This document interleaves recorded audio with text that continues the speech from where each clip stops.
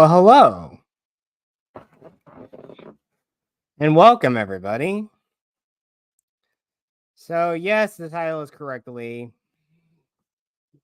This whole writing stream is about the genre of horror. And what you can see on screen here, this is one of the horror anthology that I've been working on for the last couple years now. But we already know one thing. Like I said, writing's a pretty slow process, and again, you get blocked all the time. So, what does it mean when I've dabbled into horror? Well, the thing is, what I'm going to say about any of it is, well, the best thing about horror is, of course, the atmosphere and the psychological effect it has, and that sense of dread that the protagonist and, of course, the audience themselves feel.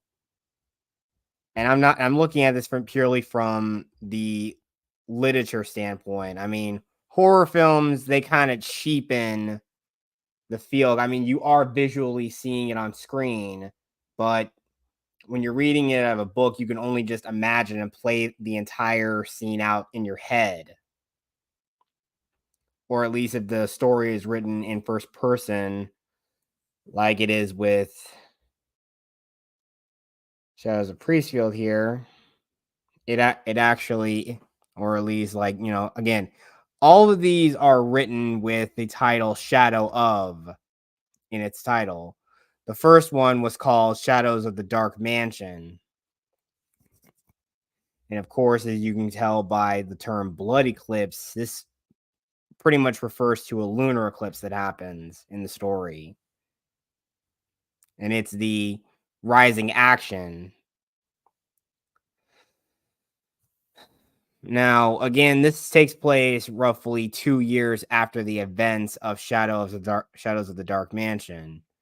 And of course, my protagonists who survived that event are just thinking they're just going back to their normal lives and thinking that was just an isolated case and that was the end of it. But little did they know there's more to the dark fog that looms over their hometown of Priestfield. Hence the name of this anthology. I know, and again, it is gonna also shift around to other groups of characters throughout the story. Now, this is actually part of one first arc, which is called the Slayer's arc. And it follows four principal characters by the names of Christian Krakowski, Kiki Wyckoff, Anton Cortez, and Samantha Nguyen. Now, these characters are first introduced in, let me pull it up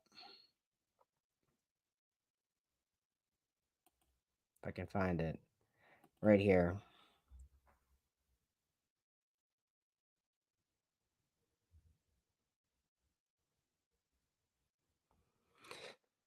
Dun, dun, dun, dun, dun,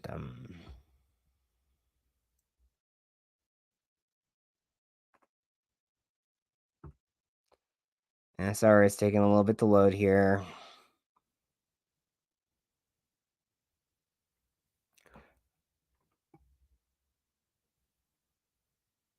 I'm not sure if you're seeing it or not. Uh-oh, and the screen's freezing.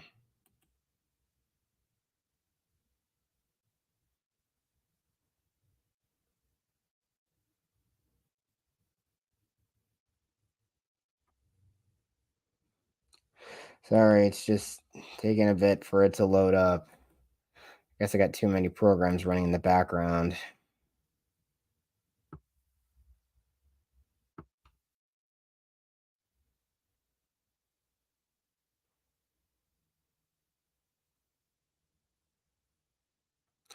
Okay, there we go. I'm not sure if you can see it now, but Hang on.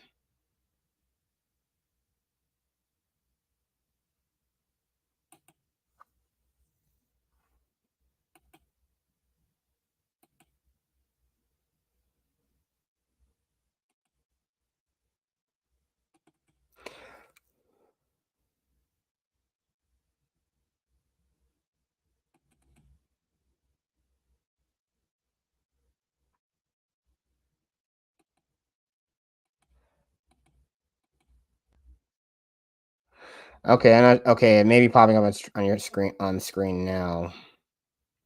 So yeah, this story introduces my four principal characters, and from what you can see here, I have pretty much just like shown right here. Let me zoom in also. So right here from the opening paragraph,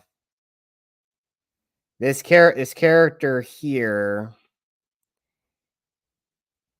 and it is the primary narrator of the story. And again, this story is written entirely in first person, but I'd say it's more first person limited because again, if something is told from a first person perspective, we're only going to get one side of the story only based on what the character has seen themselves. And I do sort of jump between all four of these characters throughout the story. But I think if you're ever reading it, you got to pay close attention to the names and the names used. You got to pay very very close attention when the names are used, so you try to hopefully gauge who the one is speaking. Because I think I did get a bit of a criticism from other people I've shown this story to that yeah, you don't. I don't think there is no clear thing of who is actually the protagonist. But again, in the opening, the opening paragraph here, it's Christian. And the book I'm currently writing, uh, Shadow of the Blood Eclipse. Kiki is the main protagonist and primary narrator. So it's more or less something about along those lines, and all four of these characters are more or less going to be the narrators of each of these four stories of this arc. And then it's gonna kind of dabble a little bit into some backs. Most the arcs is more this next arc of this anthology is more or less about the backstories of certain characters, and there is more one also a little one off about one character that is mentioned that was pivotal to the first story, but now I think this character is gonna go on a little bit of a small redemption story, and it's more of an isolated thing somewhat from everything else, but it's still slightly interconnected in a way, which may somewhat defeat the purpose of an anthology because you would think that all these stories are somewhat disconnected from each other.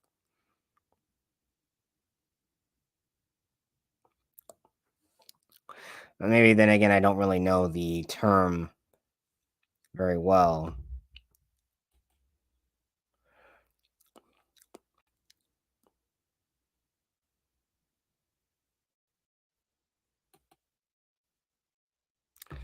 So yeah, so that's what I'm just trying to go along with all of this in the story. And like I've also showed completely, it's kind of crazy I actually wrapped this whole story up in under 29 pages.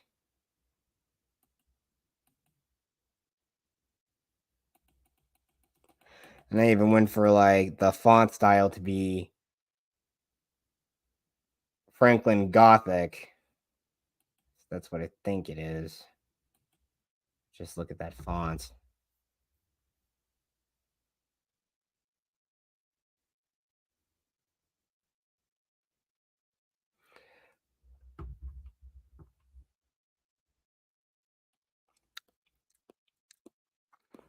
It's Franklin Gothic. I'm just gonna call it that. But yeah, another thing that's also to note about Shadows of the Dark Mansion is that I wrote this story as a bit of a tribute to my late grandmother, and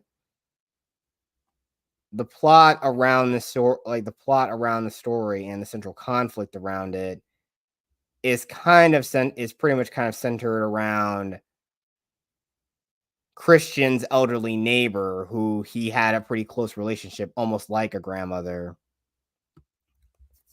So it kind of mirrors that sort of same loving relationship I kind of had with my own grandmother. And just some other creative liberties I've dealt with in the story. But even then, another thing about this story is that the title also itself was also a part was actually the title for a more of a let me see. Who's the Oh, hey Killzone. I just stopped by. Yeah, so it's basically it was the title I thought of for a more of a story that was more of a self-insert story that I thought of back in the day, and the characters were just me and a couple and some classmates of mine back in, like, grade school, going on a whole bunch of crazy adventures and whatnot, and one of them was we travel inside of a haunted mansion, obviously, and we face all manners of dangers and horrors. But then I also changed it because the story that originally took shape into what it is now with these characters, I mean, most of these characters all kind of stayed more or less the same. I'd say Christian and Kiki were both the characters who relatively stayed the same in terms of like their naming. Originally, Anton's name was going to be Anthony, but I already have a character named Anthony in another story I'm writing. So yeah, particularly the one that I think I've shown on I don't know. I'm not sure. I think showed that on Hawkcast channel a little bit when he interviewed me several months ago. But you kind of get the point here. Characters have changed over time, and originally this story was called Mansion of Nightmares, and largely the same thing, the same basic plot line for that story still kind of plays out a little bit. There's an evil, malevolent spirit that resides within the mansion itself. But of course, I've evolved it that this person is some undead, ghostly doctor who obviously who's haunted his own home for many years, and of course, obviously he was some madman that obviously tortured a whole bunch of people and did all myriad of things that led to their demise. And ultimately, people got wind of it. They caught the guy, executed him in prison, and that everyone thought it was the end of it. But of course, another crazy thing about him is that yeah, he was an occult worshiper and dabbled in the dark arts and whatnot. And now he's basically immortal. So yeah, really pushes the whole supernatural element. I mean, if you're really gonna go full on horror, I would say you at least try to make it more supernatural. If you're doing psychological horror, I would say at least have the story somewhat grounded in reality. But I know a lot of people would already know that. So there always is something more supernatural about it, and that is largely a part with the story. And I think I kind of drew a lot of the inspiration for this anthology series I'm writing.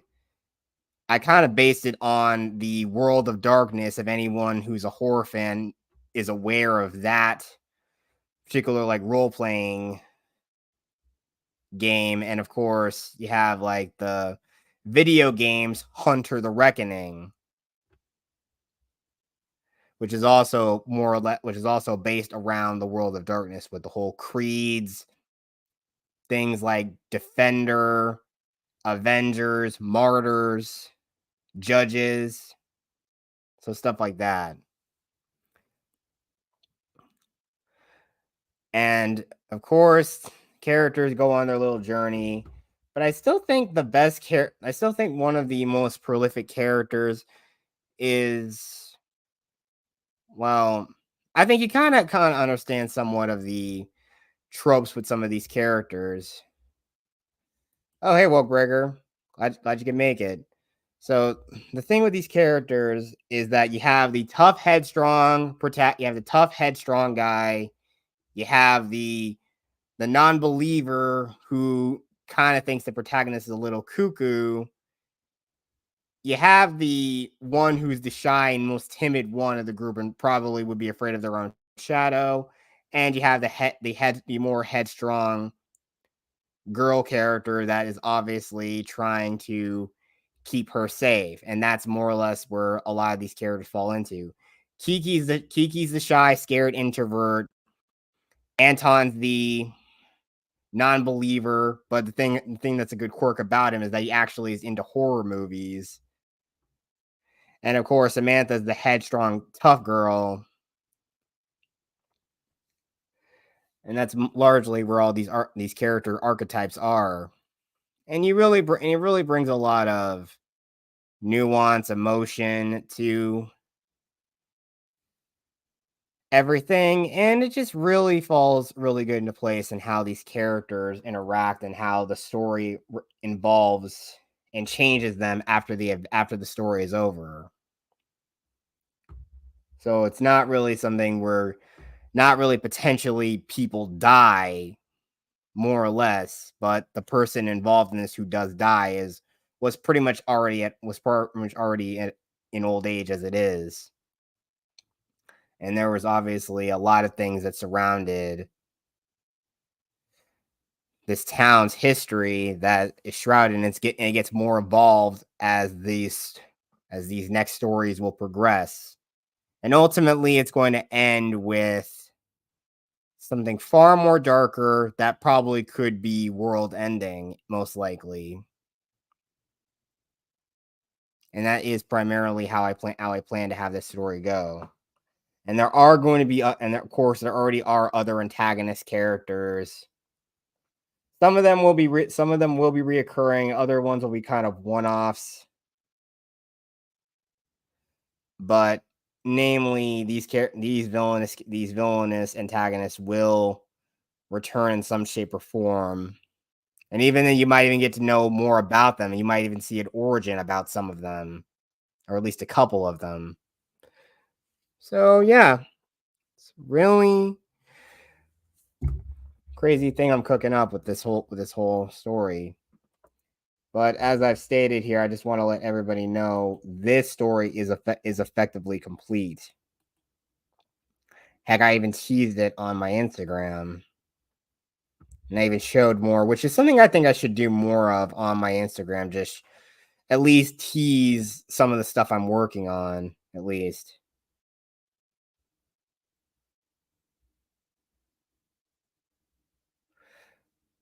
Still can't believe it. I did this all in 20,000 words. And of course, yeah, there's this small epilogue and this little tag at the end here that teases the next story.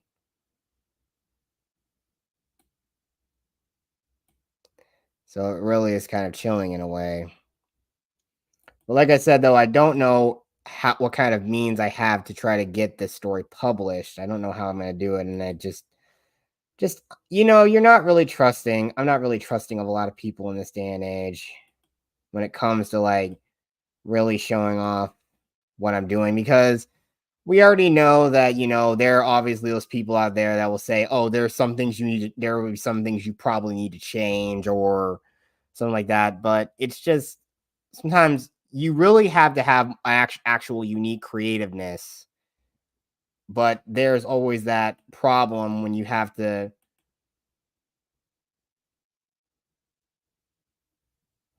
Sorry, excuse me 1 second. Let me get this back to my screen here.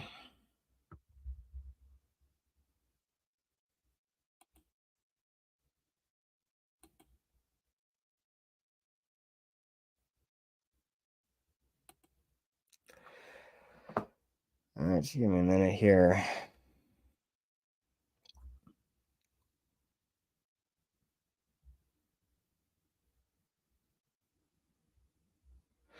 Ah, jeez.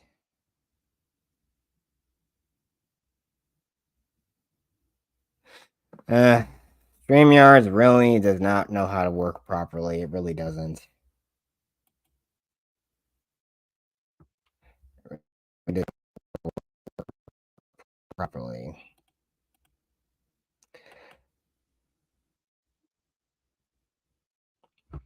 If anyone would kindly please smash the like button and also just try to share the stream as best they can, at least to those who have a love of like reading and literature.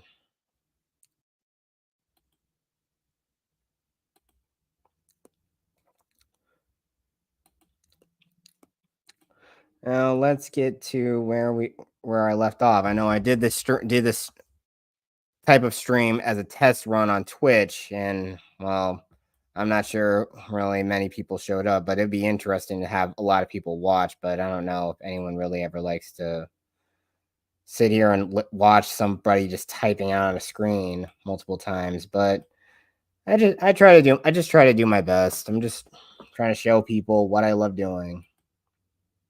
And I know I can't like use my uh-oh.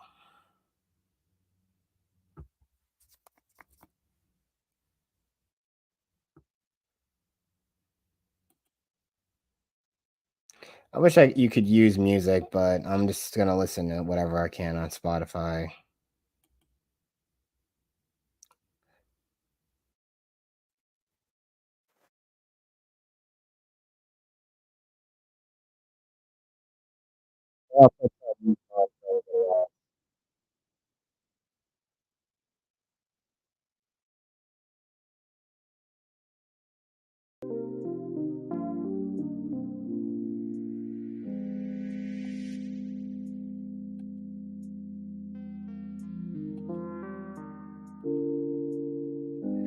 Okay, there we go.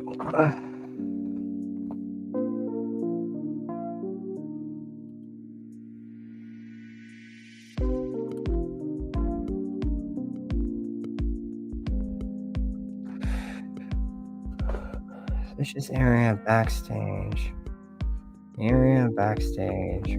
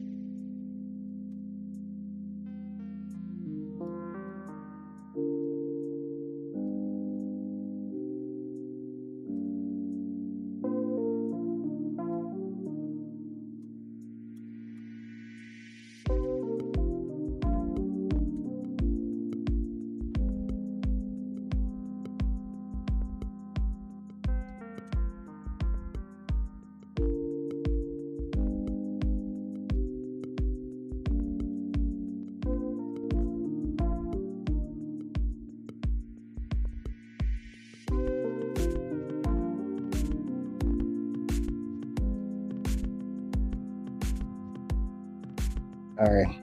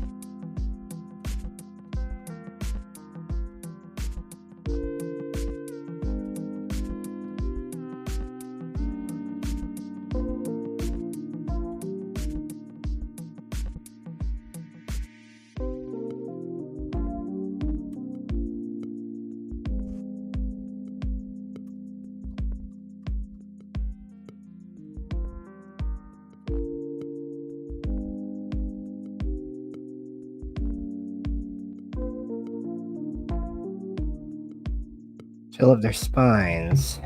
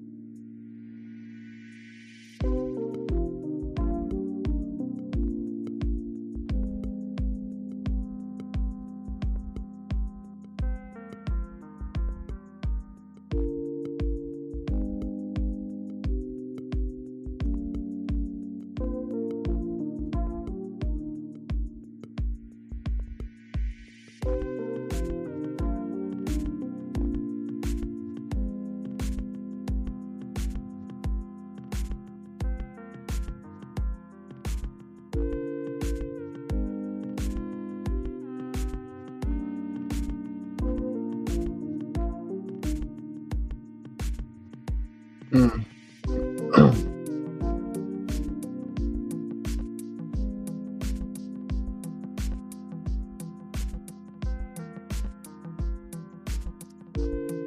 Pudgy.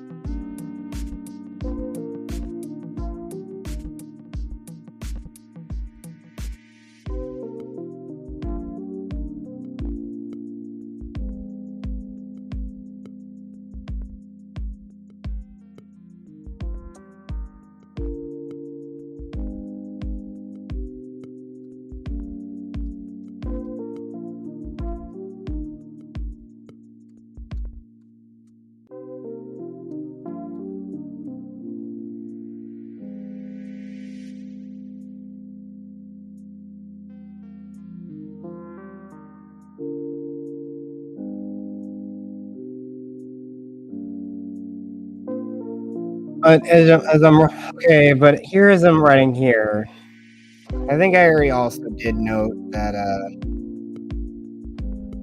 I did kind of like briefly describe how all the members of this band that my characters go see Moon Dust.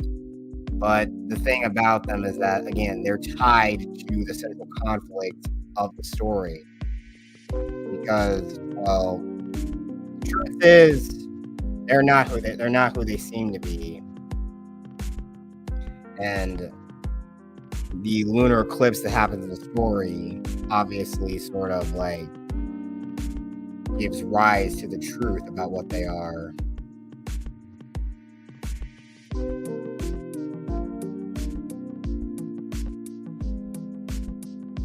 Yeah, and here's one thing you kind of understand.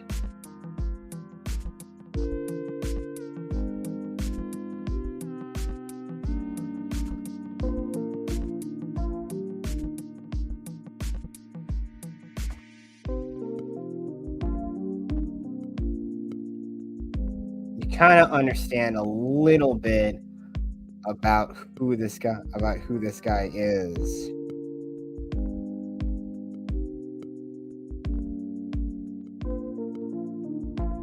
This is another central character that kind of finds that we also come to know in the story. Yeah, and this is a truly what you see highlighted here. This is one of the most truly horrific things that you see in the story, at least from what this guy, who's the drummer of the band, actually does before they start performing. You can already tell here.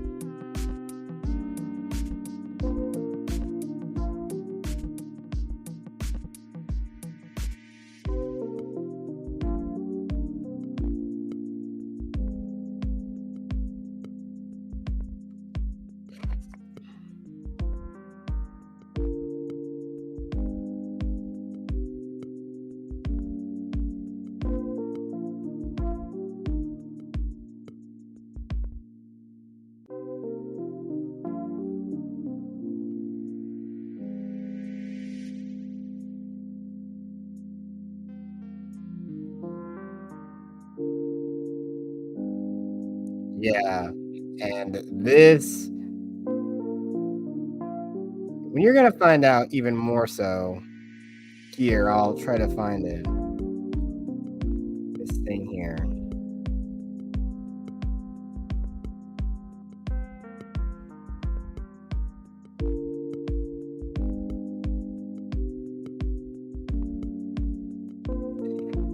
And I know one thing, this story did get, like, adapted into a live action film or anything, or any type of visual medium. Yeah, I think they would have to write their own original songs, but for the song one of the songs they wrote, one of the songs that they do, I basically just kinda just use whatever I thought of.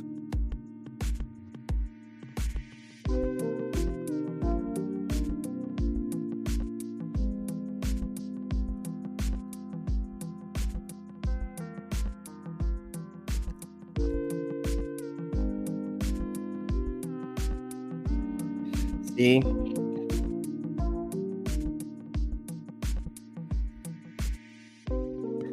Now, if you can actually correlate to what the drummer Matt, from how I described him, I'm pretty sure you can probably sort of defer to what sort of creature he actually is. And also the bass player, Zach, and then also same with his description, you also can discern that. But I mean, like I said, I know the viewer can disseminate that yourself most likely. And of course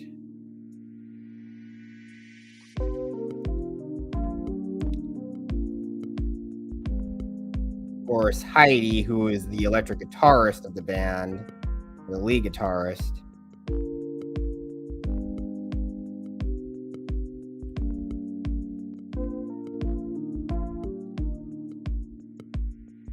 And finally, the lead singer of the band,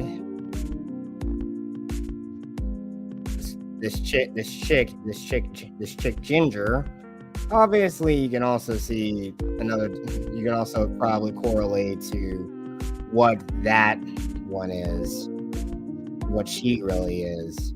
And again, this eclipse really sort of like helps the character see what's truly behind everything, because a dark aura of magic is what's able to hide these creatures from plain sight, just like how it is in the world of darkness. It's a sort of thing where they're imbued with the power to see these creatures that are unseen to the rest of humanity.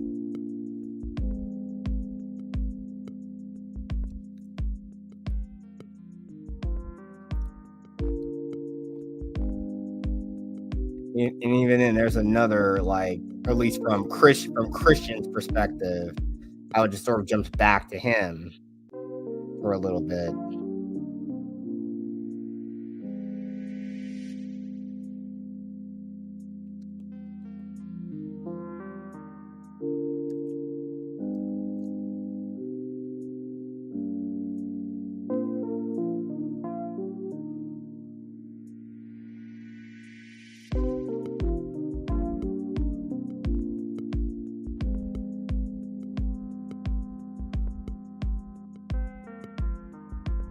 So yeah,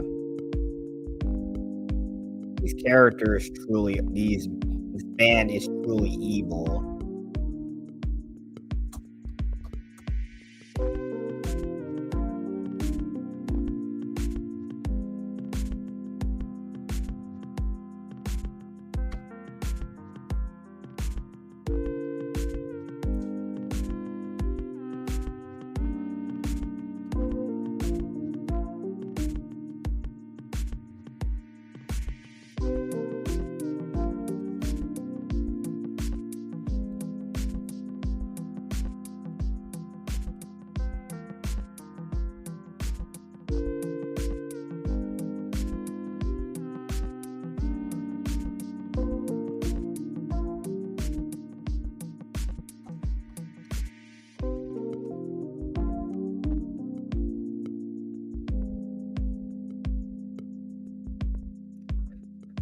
And as I've said though, I mean, I really sort of like it really just adds a touch to the story, or at least how the characters are describing the events firsthand. I personally truly do like add it, and it's nice to experiment with a different perspective because if you write every single one of your stories from a certain perspective, most likely if it's third person, you do kind of get more evolved storytelling. But when it's first person, it feels more personal and more we're seeing the whole thing play out through the characters' eyes, how they saw everything. And that's gonna be a bit true with at least how this first arc plays out. I think I'm just gonna switch over to third person for the rest of these stories. As these characters grow and change over the course of several years throughout this story. And that's mainly it. But like I said though, as I said earlier in the stream, you're really gonna go into horror. You gotta really give a sense of dread, give a sense of fear, especially if the sense of fear is felt by the characters themselves. Which again, even in Shadows of the Dark Mansion, you really feel that sense of dread with these characters. And you really feel for them. And you feel all the emotions that they feel.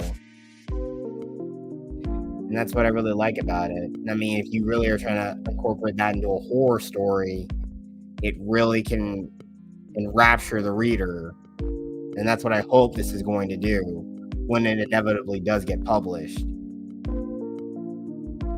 And I really hope anyone who's watching it truly will enjoy the story and any of the stories I'm writing. But since this is October, I just wanted to share with you exactly how I feel about the horror genre. I mean, even then you can have some horror